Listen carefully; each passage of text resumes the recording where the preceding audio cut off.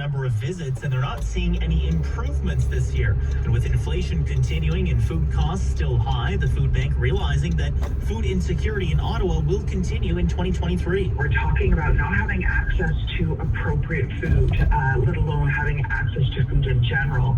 So we know that food has a real impact on people's ability to work, to be able to focus and concentrate. Rachel Wilson says people have shown up to their programs and passed out because they haven't recently eaten. The CEO says they're putting out more food than they ever have before, and just for purchasing food, the budget has tripled from pre-pandemic numbers, up to $6 million.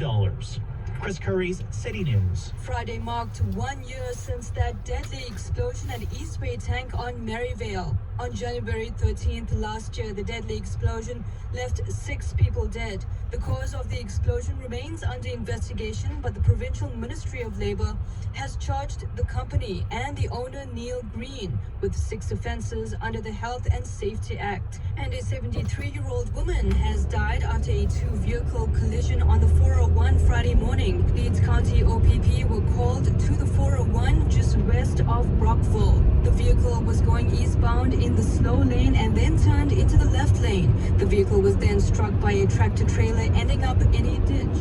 The 73-year-old woman taken to hospital where she was later pronounced dead, and the transport truck driver was not injured. For more local news anytime, follow up online at ottawa.citynews.ca. News, I'm Mike Gazzola. Looking overseas, Russia claims that its forces have captured a fiercely contested salt mining town in eastern Ukraine. Reporter Matt Gutman is on the ground. Russia making its strongest claim yet of controlling the town of Soledar in eastern Ukraine, the war's bloodiest battle. But Ukrainian soldiers still fighting inside the town, disputing that. Not in dispute the destruction. The city of Bakhmut now almost unrecognizable. Moscow has painted the battle for Soledar and nearby areas as key to capturing the eastern region of the Donbas.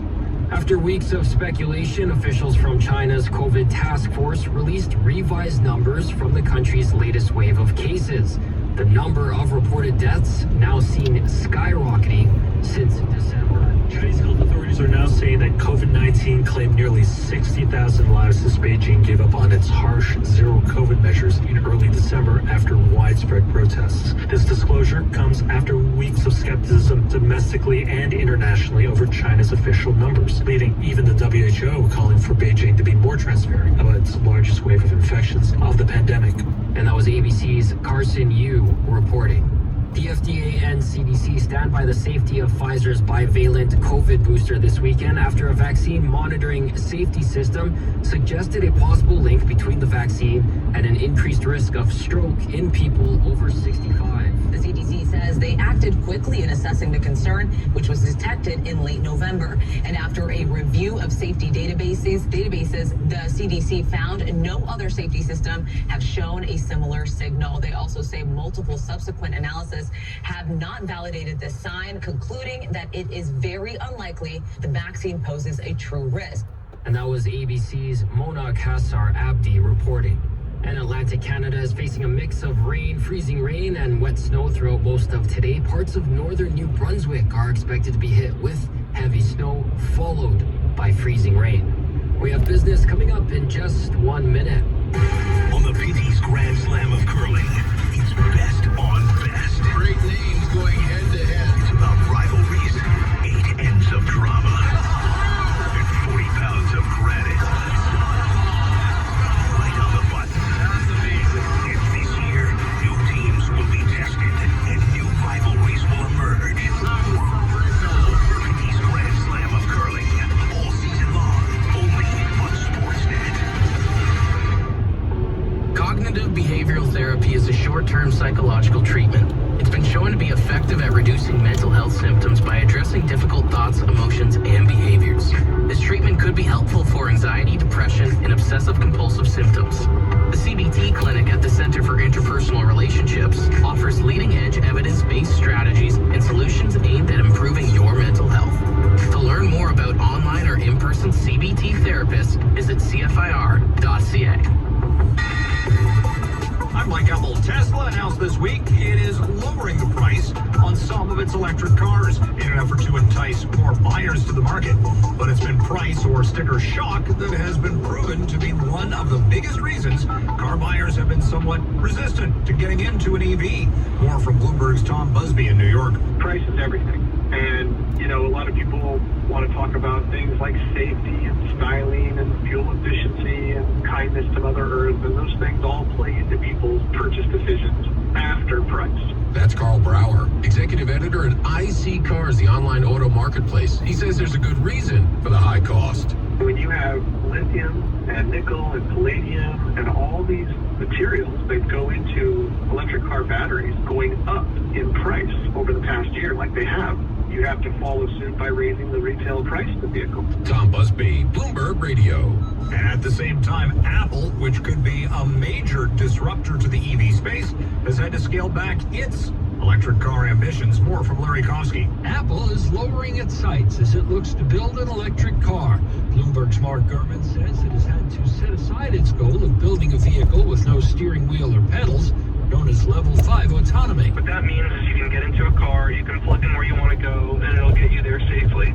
Unfortunately, that's not feasible probably in the next 20, 30 years or even our lifetime. Instead, the company is planning a less ambitious design, offering Level 4 autonomy. So it will have a steering wheel and pedals, but it'll have that full self-driving functionality only on highways and freeways. Obviously, they're less complex. Which would still be attractive to drivers who could be relieved of the monotony of long highway drive. Apple is testing its car at a former Chrysler track outside Phoenix. Sources say it has also pushed back its target launch date for the vehicle by about a year to 2026.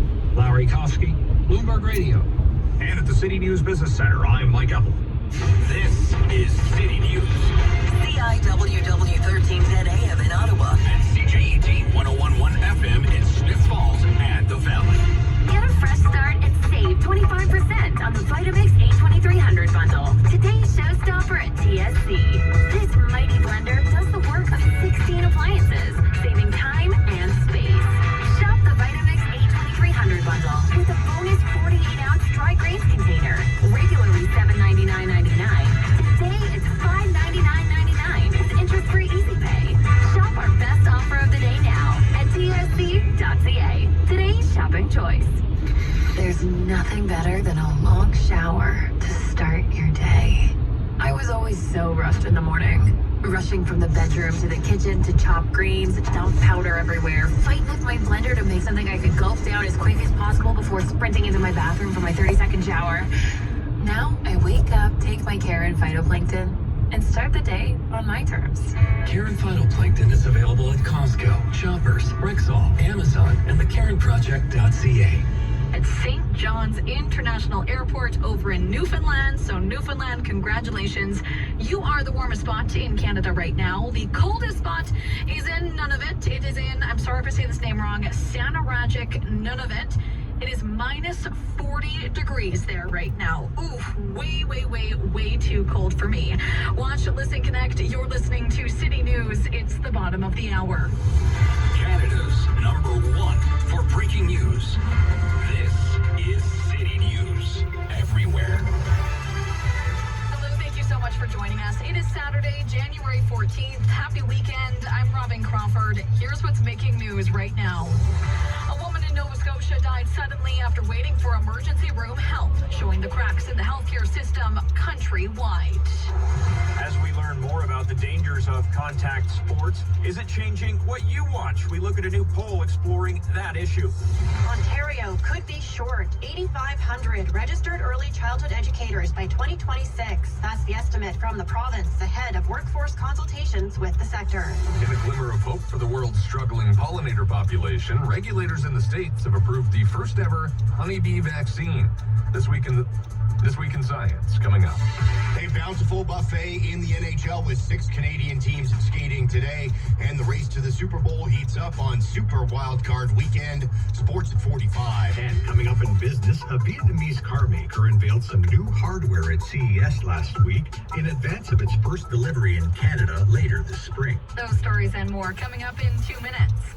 You're listening to City News. I'm Harushka Gopalkista. We're spending more on food than we ever have before. That's from the Ottawa Food Bank, who says they're expecting another busy year. Here's City News reporter Chris Curries with the details. They are spending $6 million on food. That's up from $2 million pre-pandemic. We put out more food than we ever have before, particularly more fresh food. And, you know, there may come a day when we need to consider how much food is delivered to every single community food bank.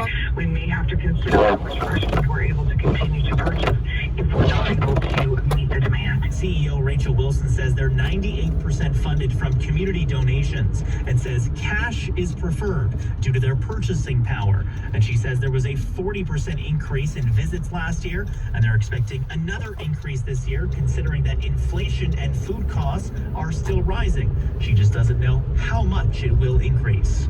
Chris Curries, City News. No one was injured after the front of a truck caught fire on Friday morning. Fire crews were called to Third Line Road South in the North Gower area, and crews were able to extinguish that fire quickly.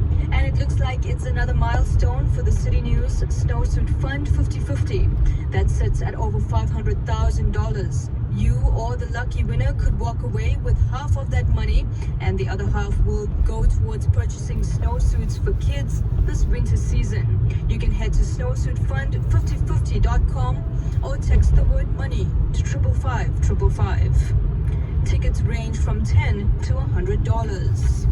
For more local news anytime, follow up online at ottawa.citynews.ca. I'm Pirushka Gopalkista.